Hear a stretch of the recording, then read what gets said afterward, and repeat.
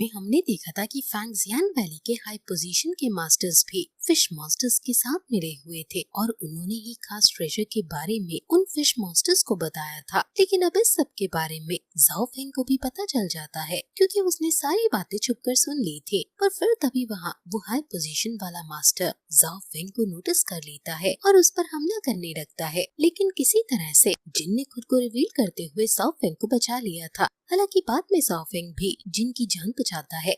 इसके बाद अब वो साथ में मिलकर काम करने का फैसला करते हैं। उन्हें यहाँ पर जो कुछ भी चल रहा है उस सब की जानकारी निकालनी थी, लेकिन गलती से वो एक ऐसे फॉर्मेशन पर कदम रख देते हैं जो कि वहाँ उन्हीं के लिए लगाया गया था, क्योंकि उस पर पैर पड़ते ही वहाँ जोर जोर से बेल्स बजने लगी थी। तो इस पार्ट की शुरुआत में जैसे ही उन गार्ड्स को आवाज सुनाई देती है तो वो तुरंत ही जाओ फेंग और जिन के पीछे भागने लगते हैं। अभी ये दोनों वहाँ से मिलकर अंदर की तरफ भाग रहे थे, पर प्रॉब्लम ये थी कि वहाँ पर कई सारी बेल्स लगी हुई हैं, जो कि इनकी प्रेजेंस को महसूस करते हुए पहले ही शोर करने लग जाती थी, जिससे इनके लोकेशन का पता उन गार्ड्स को चलते जा रहा था। वो गिनती में बहुत सारे थे और इनका पीछा कर रहे थे, लेकिन ये दोनों साथ हैं, इसलिए उन गार्ड्स को रोकना इनके लिए आसान था। ये कोशिश कर रहे थे कि एक बार के लिए ये इनके सामने से गायब हो सके, क्योंकि उतने टाइम में ये कहीं छिप जाएंगे, लेकिन वो गार्ड्स हर तरफ से आ रहे थे।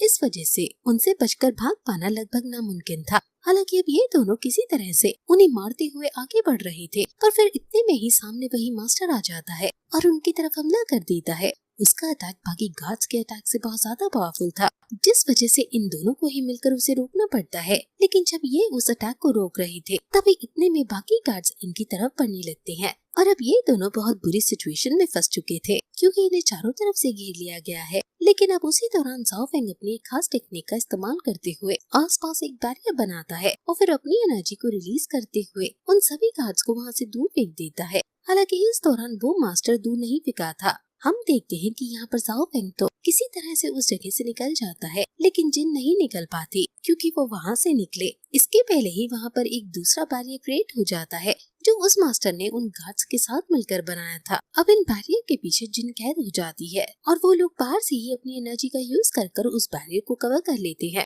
इससे उस बैरियर को तोड़ पाना अब और भी ज्यादा मुश्किल हो चुका था। साथ ही अब ये सभी मिलकर कुछ स्पिरिचुअल चेन्स का इस्तेमाल करते हुए जिन पर हमला करने लगे थे। जिन भी उस बैरियर के अंदर ही भाग रही थी खुद को बचाने के लिए, लेकिन वहाँ से निकलने का कोई रास्ता नहीं था। मगर अब इतने में ही जाओ फेंग वहाँ दूर पत्थर के पीछे से छुपकर डेमोग्राफिक एनर्जी का यूज करता है। इस तरह की डेमोनिक एनर्जी ह्यूमन स्पेल्स की एनर्जी से ज्यादा पावरफुल होती है और उनकी एनर्जी को कमजोर भी कर सकती है। इसी वजह से ये बैरियर एक तरफ से क्रैक होने लगा था और इस चीज का फायदा उठाते हुए जिन वहाँ उस बैरियर में होल कर देती है और जाओ फेंग और जिन वहाँ से भाग जाते हैं। वैसे वो दोनों ही इनकी नजरों से गायब हो चुके थे, इसलिए वो मास्टर अपने गार्ड्स को वहाँ से उन्हें ढूंढने के लिए भेज देता है। वैसे अब ली भी वहाँ आ गया था और उस मास्टर से कह रहा था कि आपने पहले ही ये बात